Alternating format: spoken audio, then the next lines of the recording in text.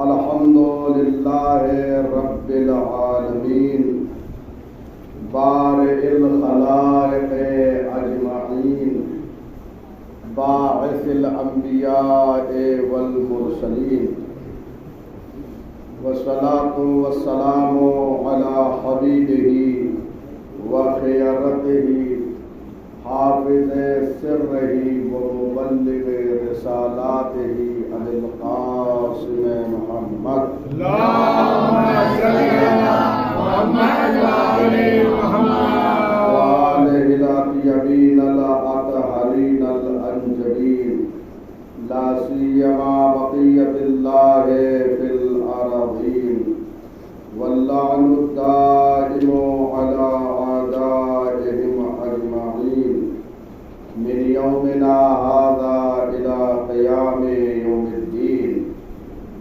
اما بعد فقد قال اللہ الحکیم وَإِذَا تُتْلَى عَلَيْهِ آيَاتُنَا وَلَّى مُسْتَكْبِرًا كَأَن لَّمْ يَسْمَعْهَا كَأَنَّ فِي أُذُنَيْهِ وَقْرًا فَبَشِّرْهُ بِعَذَابٍ أَلِيمٍ۔ سامعین محترم، سورہ لقمان کی تفسیر چل رہی ہے۔ الحمدللہ 2 مجلس مکمل ہو چکی ہے۔ ہم نے اب تک 6 آیتوں کی تفسیر کو بیان کیا ہے۔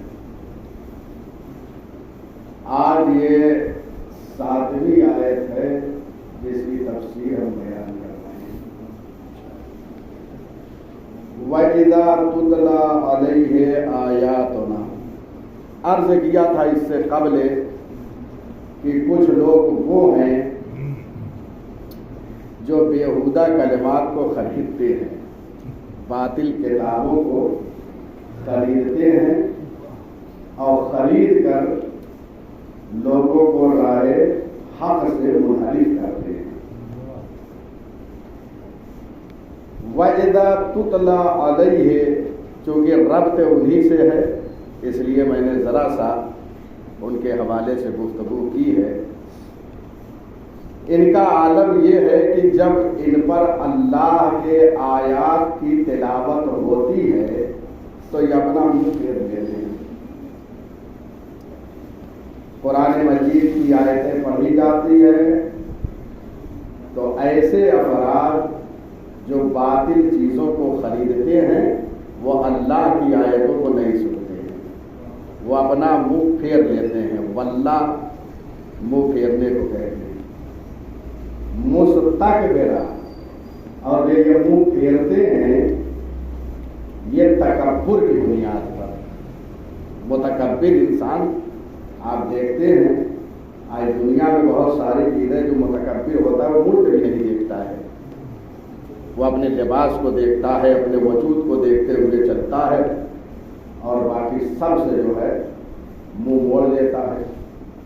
یہاں قرآن میں ہے واللہ، یہ جو قرآن مجید کی آیتیں نہیں سنتے ہیں اور باطل کلمات کو خریدتے ہیں، یہ بھی جو ہے اللہ کی آیتوں سے منہ موڑ لیتے ہیں، تکبر کرتے ہوئے۔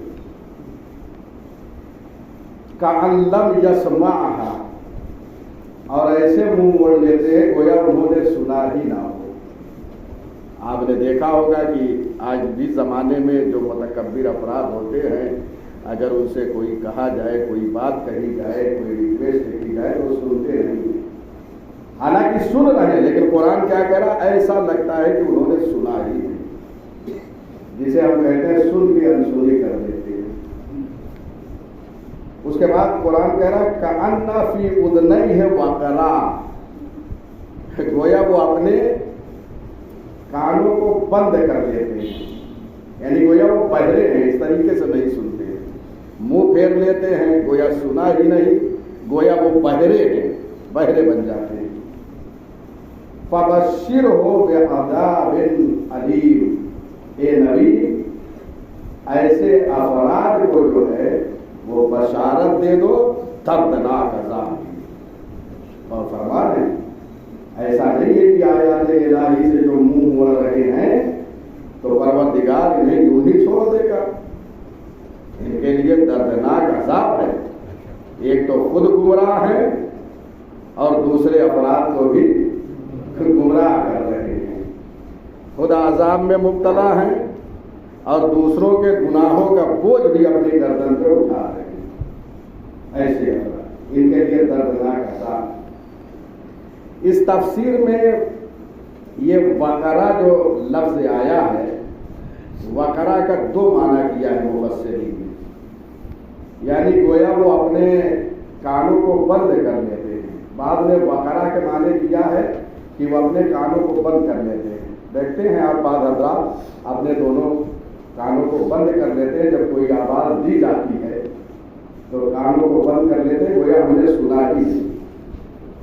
اور آج جس زمانے میں ہم زندگی گزار رہے ہیں آج بچے بھی ایسے ہی ہوتے ہیں.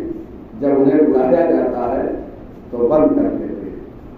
اور آج تو الحمدللہ پیش رفتہ زمانہ ہے. کان کو ہمیشہ بند کیے رہتے ہیں.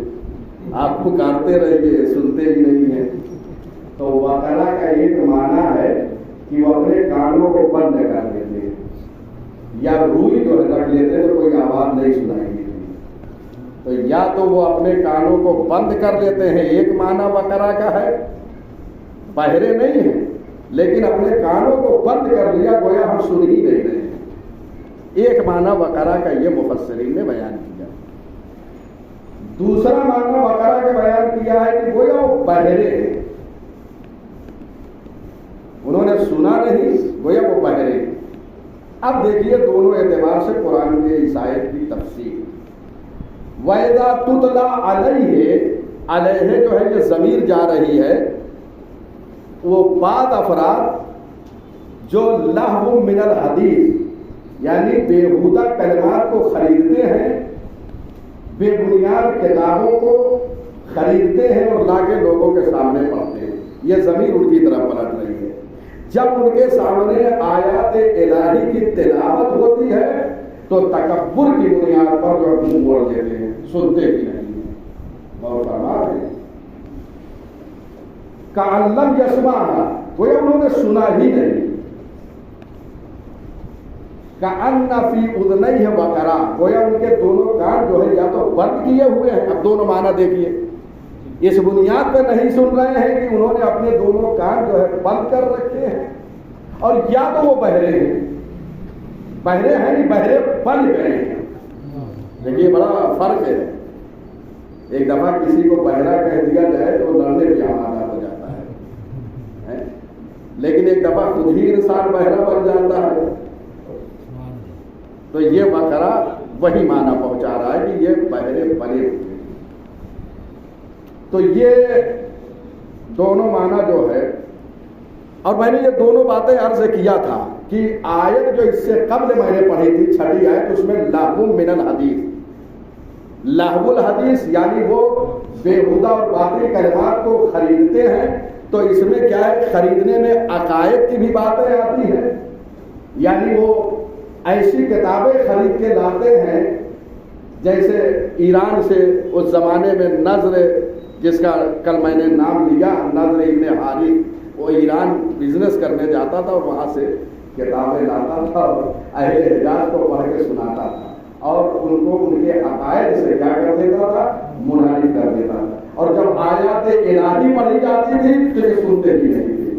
اس کو خوب غور سے سنتے تھے. اور فرما رہے دوسرا جو ہے شان نزول کی بعد حضرات جو ہے مغنیہ یعنی عورتوں کو خریدتے تھے جو گانا گاتی تھی اور رقص کرتی تھی. ایسی خواتین کو خرید کے یہ کام کرتے تھے تو لوگوں کا مجمع ادھر ہو جاتا تھا اور ادھر راہ حق سے بہکا دیتے تھے.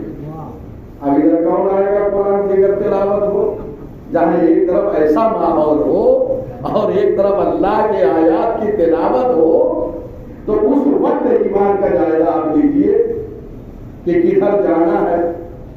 تو بعض حضرات ایسے جو ہے خواتین کو خریدتے تھے جو مغنیہ ہوتی تھی اور خرید و فروخت ہوتی تھی. لہذا یہ زنا جو ہے انسان کو دنیا و مافیہ سے غافل کر دیتا ہے، اس لیے حرام ہے. میں نے کل جو آیت کریمہ پڑھی تھی کہ بعض افراد جو ہے لاہر حدیث یعنی بےہودہ کلمات کو خریدتے ہیں تو اس میں جو ہے نظر کی وہ جو کتاب خرید کے لاتے تھے اور بعض جو ہے مغنیہ کو جو ہے خرید لیتے تھے. یہ دونوں شامل ہیں. یہ جو خرید لیتے تھے ان کا کام کیا ہے؟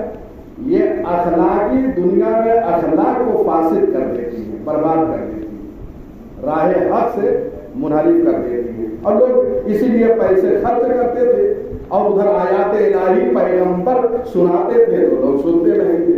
یہ دونوں چیزیں غنا کی حرمت پر جو دلیلیں دی گئی ہیں، گانا حرام ہے، غنا جو حرام ہے ان کی حرمت پہ جو دلیلیں دی گئی ہیں ان میں سے ایک دلیل خود اسی سورہ لقمان کی آیت نمبر 6 کہ یہ باطل جو ہے کلمات کو خریدتے ہیں، اس میں مغنیہ بھی یہ خریدتے ہیں، لہذا یہ لغو الحدیث ہے، یہ حرام ہے. اس کے ذریعے سے غنا کی حرمت کو ثابت کیا ہے. جہاں متعدد جو ہے دلیلیں ہیں ان میں سے یہ آیت نمبر 6 بھی ایک دلیل ہے کہ غنا حرام ہے. بہت ساری جو ہے وہ روایتیں اس کی حرمت پر اور اس کے جو جسم پہ انسان کے اثرات مرتب ہوتے ہیں ان کو بیان کیا ہے. اب میں ایک حدیث زیادہ نہیں، ایک حدیث پڑھ دیتا ہوں کہ اس سے آپ سمجھیے کہ کیوں اسلام نے اس غنا کو حرام قرار دیا ہے. حدیث میں ہے بیت الغنا لا تؤمن فیہ الفجیہ ولا یجاب فیہ الدعوہ ولا يدخلہ الملائکہ. جس گھر میں گانا ہوتا ہے اس میں لوگ جو ہے مصیبتوں میں مبتلا ہوتے ہیں، یہاں تک کہ ایسی مصیبت آتی ہے کہ لوگ مرگ تک پہنچ جاتے ہیں، یعنی موتیں واقع ہو جاتی ہے. اس غنا کی بنیاد پر مصیبتیں اس گھر میں آتی ہیں غنا کی بنیاد پر. پھر ہم سوچتے ہیں کہ ہوا کیا ایسا. دوسرے ایسے گھر میں جب انسان دعا کے لیے ہاتھ بلند کرتا ہے تو اس گھر میں دعا مستجاب نہیں ہوتی. پروردگار تو اب ہم بیٹھے ہیں کہ اللہ تو ہماری سن ہی نہیں رہا. آپ نے اللہ کی آیتوں کو کہا، آپ تو اپنے من کی سن رہے ہیں، تو اللہ کب آپ کی دعا کو مستجاب کرے گا؟ تو تیسرے ایسے گھر میں ملائکہ داخل نہیں ہوتے. یہ ایک حدیث میں نے بیان کیا، 3 مطلب کو لیے ہوئے ہیں. مصیبتیں، مشکلات، ساری چیزیں اس گھر کو گھیر لیتی ہیں اور اس میں دعا قبول نہیں ہو رہی ہے. چنانچہ وہ واقعہ مشہور، میں ایک اشارہ کر رہا ہوں. بغداد میں امام موسیٰ بن جعفر علیہ السلام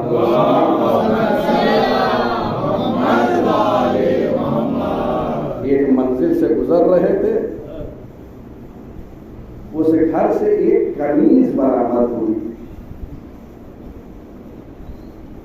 امام نے اس کنیز کو دیکھا اور اس گھر سے نازیبا آوازیں آ رہی تھی، کسی گانے وغیرہ کی آواز آ رہی تھی، رقص وغیرہ کی.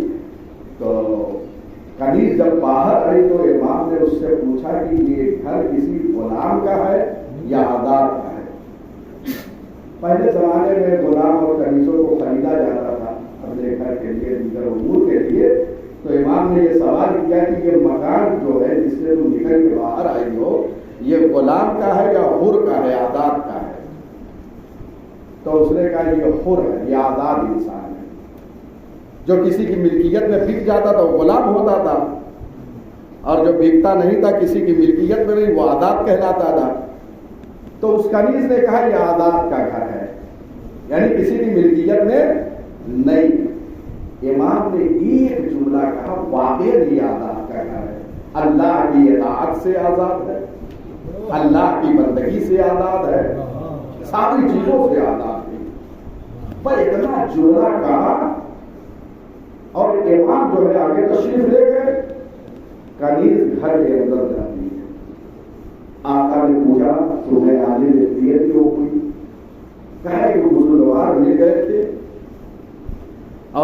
سوال کیا کہ یہ کس کا مکان ہے، آیا غلام ہے یا حر ہے؟ تو میں نے کہا یہ حر ہے۔ تو وہ بزرگوار یہ کہتے ہوئے چلے گئے کہ واقعی یہ ساری چیزوں سے حر ہے، آزاد ہے۔ اور اتنا جوڑا سنا تھا، نام تاریخ میں اس کا بشر لکھا ہے، بشر حافظ۔ پاپ برہنہ گھر سے بھاگتا ہوا امام کے پیچھے گیا اور جا کے امام کے حضور میں معافی طلب کیا اور کہا فرزند رسول مجھے معاف کر دو۔ سمجھ گیا ہے، کنیز نے آ کے کیا کہا کہ بزرگوار نے یہ فرمایا ہے، تو سمجھ گیا کہ یہ کوئی معمولی انسان کا کلام نہیں ہے جو یہ کہہ کے گیا ہے کہ یہ واقعاً حر ہے، ہر چیز سے آزاد ہے۔ سمجھ گیا اور دوڑتا ہوا پہنچا ہے امام کی خدمت میں اور معافی طلب کیا۔ اس کے بعد معصیت الہی سے پرہیز کیا اور وہ اولیاء خدا میں شامل ہو گیا۔ تاریخ سے اس کا نام، تاریخ نے اسے بشر حافظ کے نام سے جانا ہے۔ حافظ کہتے ہیں پا برہنہ، جو کہ امام کے پیچھے جو دوڑ کے گیا ہے تو پیر میں اس کے جوتے نہیں تھے، پا برہنہ کا حافظ کہتے ہیں پا برہنہ۔ اب تاریخ اٹھا کے دیکھیے اس کو بشر حافظ کہتے ہیں۔ امام نے ایک کلمے کے ذریعے سے اس کو منقلب کر دیا، بدل دیا۔ میں یہی سے ایک چیز اور سے کر دوں کہ صرف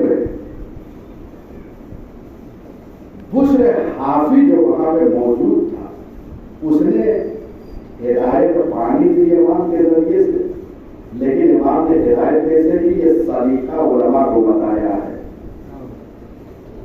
یہ امر بالمعروف اور نہی عن المنکر میں بہت سختی نہ کرے، وہ اللہ جانتے ہیں مملکت لرز جاتی ہے، یہ سلیقہ اختیار کرو، یہ طور طریقہ اختیار کرو۔ امام نے ایک جملہ کہا اور بشر دوڑتا ہوا پیچھے چلا گیا۔ اس طریقے سے تبلیغ دین کی جائے، اس طریقے سے امر بالمعروف کیا جائے، سختی نہیں، یہ کیجیے وہ کیجیے۔ ایک جملہ اثر انداز ہو گیا تو منقلب ہو جائے گا۔ اور ہم تو پہلے ہی لوگوں کی ہمت توڑ دیتے ہیں کہ آپ معاف نہیں کیے جا سکتے، ایسا کر دیا، آپ کا دل سخت ہو گیا ہے۔ ایسا نہیں، وہ گناہوں میں ملوث تھا، کیا اس کا دل سخت نہیں تھا؟ لیکن وہ ارحم الراحمین ہے جس کو معاف کرنا ہے۔ دوڑتا ہوا گیا اور معاف کر دیا گیا اس سے حافظ۔ تو بہرحال جب بھی توبہ اور استغفار کی توفیق ہو جائے تو سمجھ لو یہ اللہ کی طرف سے ایک نعمت ہے۔ یہ مہینہ توبہ اور استغفار کا مہینہ ہے، یہ تصفیہ نفس کا مہینہ ہے، یہ تطہیر قلب کا مہینہ ہے۔ اس میں اپنے قلب کو پاک کریں، اپنے دل کو پاک کریں، اپنے فکر کو پاک کریں۔ اور یہ ماہ رمضان جو تطہیر قلب کا مہینہ ہے، اس سے گزرتے ہوئے ہم ماہ محرم تک پہنچتے ہیں۔ جب یہاں پہ قلب پاک ہوتا ہے، جسم پاک ہو جاتی ہے، تو اب اس سمجھیے کہ جب محرم آئے گا تو اب عبداللہ حسین پہ کیسا گریا ہوگا، کیونکہ ساری چیزیں پاک ہے، نفس پاک، ذہن پاک، دل پاک، دماغ پاک، ساری چیزوں کی تطہیر ہو چکی ہے۔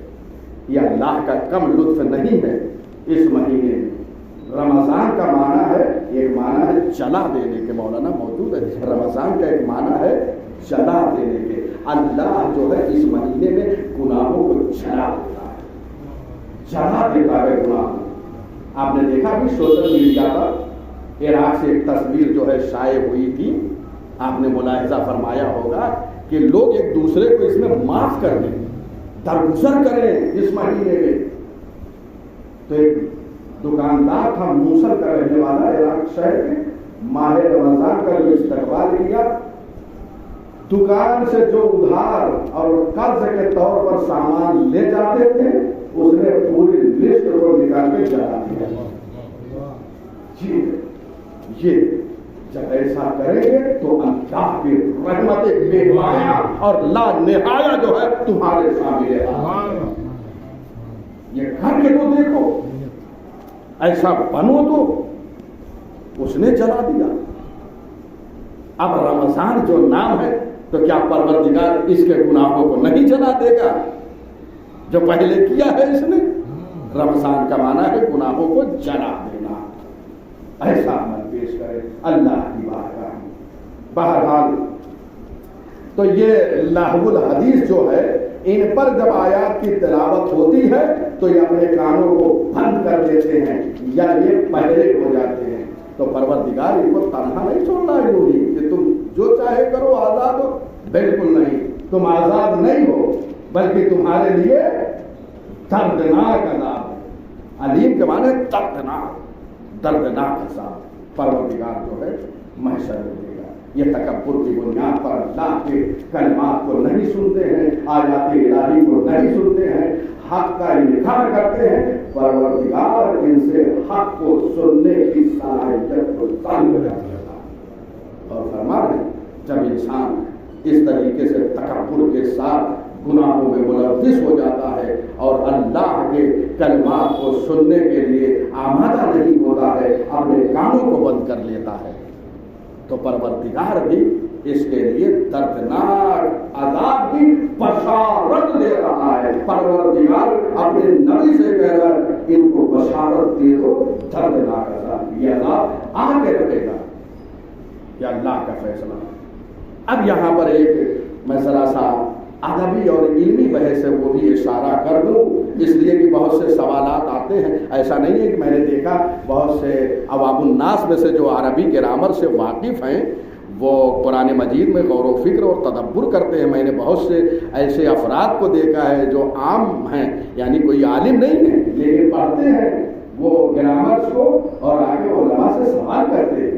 تو یہاں پر ایک سوال یہ ہے کہ یہاں منع ایک لفظ استعمال ہوا تھا کہ جو بیہودہ کلمات کو بعض حضرات ہیں جو خرید لیتے ہیں, تو یہ مفرد وہاں ہے, ایک شخص ہے, نظر ابن حارث ہے, اس کے لیے ساری ضمیریں جو استعمال کی گئی ہے اہم چیز ہے وہاں. یشتری لیضل یتخذھا, یا بعد میں اس آیت کے واللہ علیہ لم یسمعھا, یہ ساری ضمیریں کیا ہے؟ مفرد کی ہے, واحد کی ہے. وہ لفظ واحد ہے جس نے کلمہ باطلہ کو جو ہے خریدا ہے, وہ ایک شخص ہے, اور یہ ساری ضمیریں جو پلٹ رہی ہے یہ واحد کی ہے. تو یہ مطابق ہے واحد کی ضمیر واحد کی طرف پلٹ رہی ہے. لیکن جب عذاب کا مسئلہ آیا تو اس میں کیا پروردگار نے کہا؟ وہاں جمع کی ضمیر کو استعمال کر دیا اور کہا کہ دیکھو اولئک لہم عذاب مہین. وہاں آیا تھا ان کے لیے سخت عذاب ہے, اولئک جمع ہے. اب ساری ضمیریں جو ہے وہ واحد لفظ تھا, واحد کی طرف پلٹ رہی تھی, تو لفظاً مطابق ہے واحد کی ایک کی ضمیر ایک کی طرف پلٹے. لیکن اگر جمع کی ضمیر ایک کی طرف پلٹ رہی ہے تو یہ معنی دار ہے.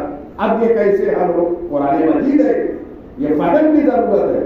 اولئک یہاں پہ جو جمع کی یہ ضمیر آئی ہے لہم, وہ لوگ ایک ہے لیکن لوگ, یہ لوگ اس لیے کہا جا رہا ہے کہ اگرچہ اس نے ایک نے جو ہے گمراہ کیا ہے لیکن گمراہ کرنے والا وہ تنہا نہیں ہے. بہت سے لوگ ایسے ہیں جو باطل جو ہے چیزوں کو خرید کے لوگوں کو گمراہ کرتے رہتے ہیں, وہ سب کے لیے یہ عذاب ہے. لہذا یہ ضمیر جو ہے لفظاً نہیں معنی پلٹ رہی ہے.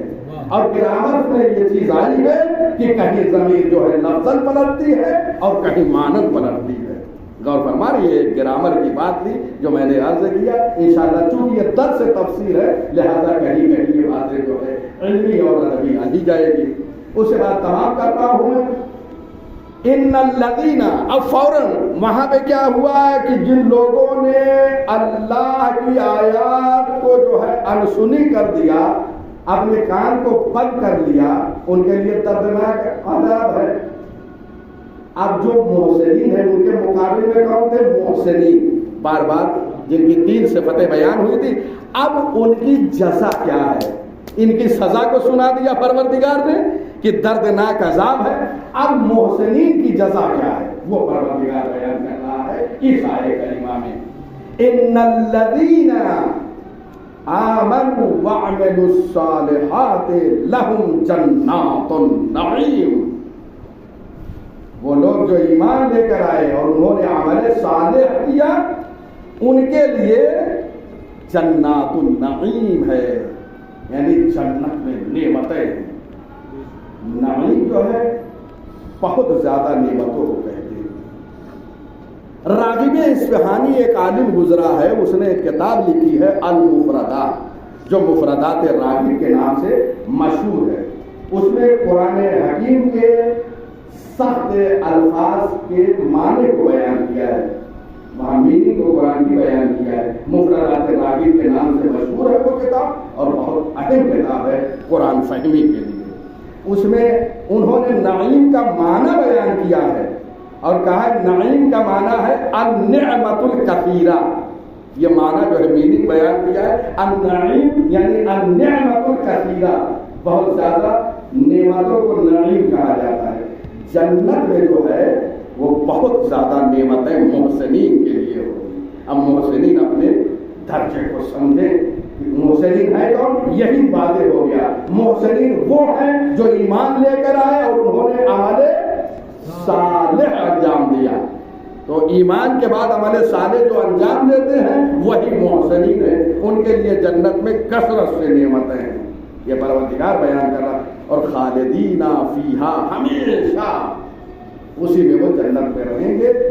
وعد اللہ حقا، اور یہ اللہ کا وعدہ سچ اور حق ہے. وَهُوَ الْعَزِيزُ الْحَكِيمُ، اور وہ بڑا عزیز و غالب اور حکمت والا ہے. اور فرما رہے ہیں تو یہ جنت میں جو ہے، تو ایک طرف تو عذاب کو پہلے بیان کر دیا. جو باطل جو ہے وہ کلمات کو خریدتے ہیں اور لوگوں کو گمراہ کرتے ہیں، ان کے لیے دردناک عذاب ہے. اور یہی دونوں کا ذکر چل رہا ہے مسلسل. اس کے بعد محسنین ہیں، ان کی جزا کیا ہے؟ جزا یہ ہے کہ وہ جنت میں مسلسل جو ہے انہیں نعمتیں دی جائے گی اور نعمتیں جو ہے فراوان ہوں گی. جیسا کہ مفردات راغب میں یہ معنی ذکر ہوا ہے نعمتوں کا، بہت زیادہ نعمتیں وہاں پہ ہوں گی.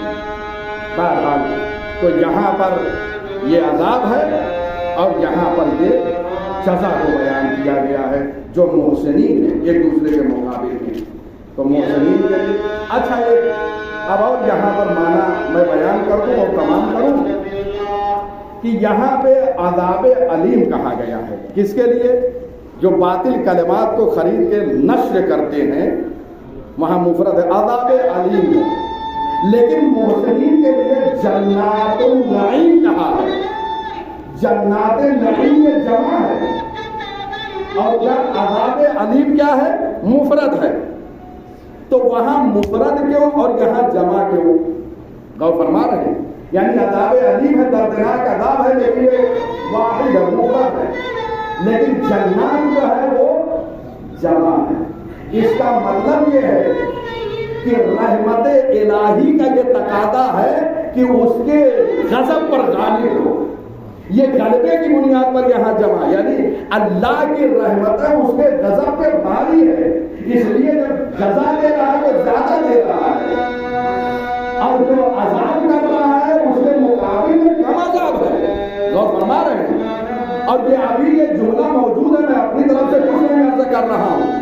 ابھی شبہائے قدر میں جوشن کبیر جو ہم پڑھیں گے اس میں یہ فقرہ موجود ہے، یا من سبقت رحمتہ غضبہ، اے وہ اللہ کہ جس کی رحمت اس کے غضب پر غالب ہے. غور فرما رہے ہیں. تو جب رحمت غالب ہے تو جزا کیسی ہوگی؟ جمع کے ساتھ. جنات النعیم بہت زیادہ رحمت ہے اور عذاب کیا ہے؟ کم ہے. کیوں؟ اس لیے کہ اللہ کی رحمت غضب پر غالب ہے. اسی لیے یہ واحد جمع کا جو ہے معاملہ یہاں پر ہوا ہے، اس مطلب سے اشارہ ہوا ہے. اور جوشن کبیر کے علاوہ حدیث قدسی میں بھی اس مطلب کی طرف اشارہ ہوا ہے. چنانچہ خود پروردگار نے حدیث قدسی میں یہ ارشاد فرمایا ہے، سبقت رحمتی غضبی، میری رحمت میرے غضب پر غالب ہے. یہ حدیث قدسی تفسیر صافی جلد نمبر 5 صفحہ نمبر 41 میں جو ہے یہ موجود ہے. یہ حدیث قدسی ہے، پروردگار یہ خود ارشاد فرما رہا ہے کہ میری جو ہے رحمت غضب پہ غالب ہے، لہذا غضب عذاب علیم مفرد، رحمت زیادہ ہے، لہذا محسنین کی جگہ جنات النعیم۔ یہ فلسفہ ہے، یہ تفسیر قرآن کو اس طریقے سے سمجھنا چاہیے، ایک لفظ کو سمجھنا چاہیے۔ تفسیر کا معنی یہ ہے کشف القناع، تفسیر کا معنی جو کیا گیا وہ یہی ہے کشف القناع، یعنی اس لفظ سے پردے کو ہٹا دینا کہ معنی واضح و روشن ہو جائے، اسی کو تفسیر کہتے ہیں۔ اور ہمارا لہذا یہ لفظ میں غور کریں، تدبر کریں۔ یہاں آخر کلام میں یہ گفتگو کہ یہاں پر پہلے عذاب کا تذکرہ کیا، جو لہو الحدیث کو جو ہے خریدتے ہیں، بیہودہ کتابوں کو اور کلمات کو خریدتے ہیں، اس کو لا کے فروخت کرتے ہیں یا لا کے لوگوں کو سناتے ہیں، راہ راست سے ہٹاتے ہیں۔ پہلے ان کے عذاب کو بیان کیا گیا، اس کے بعد محسنین کی جزا کو بیان کیا۔ قرآن حکیم کی یہ روش ہے، قرآن کا یہ طور و طریقہ ہے کہ جہاں پر وہ غضب کی آیت کو بیان کرتا ہے فوراً وہاں پہ رحمت کو بھی بیان کرتا ہے۔ غور کیجیے گا، جہاں جہاں بھی آیتوں میں آپ غور و فکر کریں گے ساری باتیں آپ کو ملیں گی۔ یہاں پہ کیا ہوا، پہلے لہو الحدیث کے خریدار جو ہیں ان کے عذاب کو بیان کیا، اور عذاب کے فوراً بعد جو ہے محسنین کی جزا اور ثواب کو بیان کیا ہے۔ جہاں جہاں آپ دیکھیں گے جہاں اگر سزا کو بیان کیا گیا ہے وہاں ثواب کو بھی بیان کیا گیا ہے۔ اب چاہے پہلے غضب کو یعنی عذاب کو بیان کیا گیا ہے اس کے بعد ثواب، یا برعکس سے پہلے ثواب کو بیان کیا گیا ہے اس کے بعد عذاب کو، لیکن دونوں کو ساتھ ساتھ، اس لیے کہ پروردگار بشارت بھی دے رہا ہے اور جو مستحق کے عذاب ہیں ان کے عذاب کو بھی سنا دے رہا ہے۔ اللہ اکبر، اللہ کی رحمت جو ہے وہ فوقیت رکھتی ہے۔ اللہ جو ہے اپنی رحمت سے سب کو معاف کرے، لیکن ہم حسین والے یہ ہمارے قطرات عشق، کتنا گہرا رابطہ ہے حسین ابن علی پر بہنے والے آنسو کا اللہ کی رحمت سے، وہ معاف کر دے گا ان آنسوؤں کے بدلے۔ خدا کی قسم بڑی ساری روایتیں موجود ہیں اس حوالے سے، بڑی گریا رکھو، حسین ابن علی پر نوحہ کرو، ماتم کرو، مرثیہ پڑھو، گھر کے تنہائی میں رہا کرو، حسین کو یاد کر کے رویا کرو، اس لیے کہ حسین بڑا مظلوم ہے۔ میں نے کل عرض کیا تھا کہ مدینۃ الرسول جہاں اہل بیت کا گھر تھا وہاں اہل بیت کو چین سے نہیں رہنے دیا گیا۔ شہزادی کے مسائل کو کل میں نے عرض کیا کہ اتنی مصیبت ہے شہزادی میں پڑی کہ وہاں پر سلطت علیہ کا مسائل کا مرثیہ پڑھ رہی ہے۔ اے ارباب رضا، اسی ماں کی ایک بیٹی ہے جنہیں ثانیہ زہرا کہتے ہیں۔ ارباب رضا بہت بچے ہو گئے، وہ حضرت زینب کبریٰ ہیں۔ بل ایک روایت اور آپ کی زحمت کو تمام کر دوں گا۔ ارباب رضا، علامہ شیخ جعفر نقدی ایک بہت بزرگ عالم دین گزرے ہیں، ان کی ایک کتاب ہے جس کا نام ہے الزینب الکبریٰ۔ الزینب الکبریٰ میں علامہ شیخ جعفر نقدی لکھتے ہیں کہ رسول اللہ کی شہادت کے بعد شہزادیاں جب رسول کے مزار پہ جاتی تھی نا تو دن کے اجالے میں نہیں جاتی تھی۔ ارباب ایسا سمجھ گئے جب زینب یہ چاہتی تھی کہ رسول اللہ کے مزار کی زیارت کریں تو دن کے اجالے میں شہزادی زینب نہیں جاتی تھی۔ رات کے سناٹے میں جب ایک وقت گزر جاتا تھا لوگ اپنے گھروں میں چلے جاتے تھے، اس وقت علی کی بیٹی زینب زیارت رسول کے لیے تشریف لے جاتی تھی، اور جانتے ہو کیسے جاتی تھی؟ آگے آگے علی مرتضیٰ ہوتے تھے، ایک طرف حسین ہوتے تھے، ایک طرف حسن مصطفیٰ ہوتے تھے، اور اس طریقے سے زینب کبریٰ کو اپنے حصار میں لے کر روضہ رسول تک پہنچتے تھے۔ ارباب اعضا جملہ سن لو اور تنہائی میں یاد کر کے رونا۔ اے ارباب اعضا، جب روضہ رسول قریب ہوتا تھا نا تو علی مرتضیٰ بڑی تیزی سے آگے بڑھ جاتے تھے، اور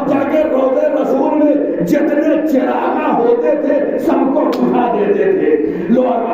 ایک دن حسن مصطفیٰ نے پوچھ لیا بابا میری بہن تو حجاب میں آئی ہے, رات کے سناٹے میں آئی ہے, اے بابا آپ چراغوں کو گل کیوں کر رہے ہیں؟ والی مرتضیٰ نے ایک جملہ کہا, میرے لال کہیں ایسا نہ ہو کسی نامحرم کی نظر زینب کے قد و قامت میں پڑ جائے.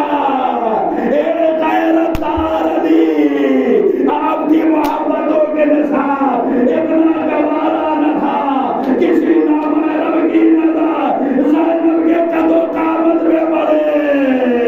اے مولا, ارے ذرا کوفہ و شام کے بازاروں میں آ جائیے, ہاں یہی شہزادیاں بے مقنع و چادر دیار بدیار کھلائی جا رہی ہے. وَسَيَعْلَمُ الَّذِينَ ظَلَمُوا أَيَّ مُنْقَلَبٍ يَنْقَلِبُونَ. رَبَّنَا تَقَبَّلْ مِنَّا